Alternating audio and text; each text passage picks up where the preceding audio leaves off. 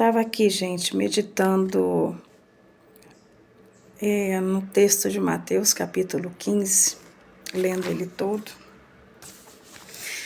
E estava meditando aqui, né, nesse capítulo 15, quando os fariseus e escribas, vindo de Jerusalém, chegaram a Jesus, né, e lhe perguntaram, né, por que os discípulos, eles transgrediam a lei e não cumpriam a tradição, né, de lavar as mãos antes de comer. E Jesus ali, de imediato, né, já foi logo respondendo, né, por que eles se preocupavam com a tradição e não cumpriam o mandamento da palavra de Deus, que era honrar pai e mãe. E ali fala o que diz, ali ele falou o que diz lá em Isaías capítulo 29, versículo 13. Convido vocês para ler, vamos ler.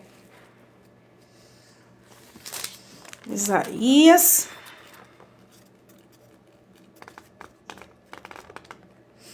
capítulo 29, versículo 13.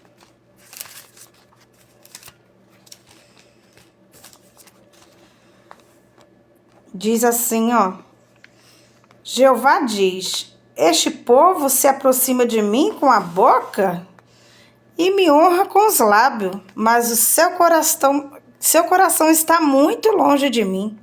E a adoração que me prestam se baseia em regras de homens que lhes foram ensinadas. Olha só que interessante, né? Mas o que me chama atenção nesse capítulo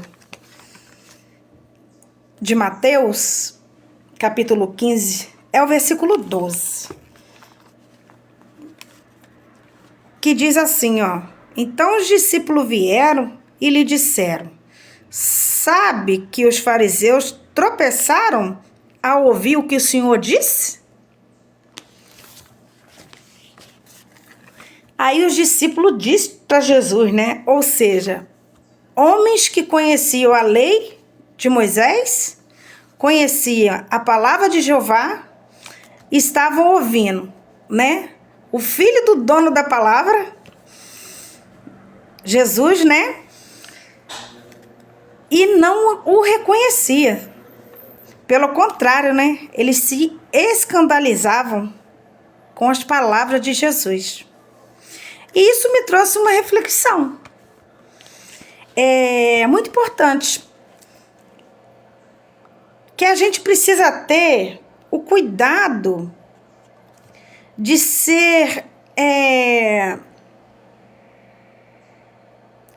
não ser especialista somente na palavra e totalmente analfabeto espiritualmente.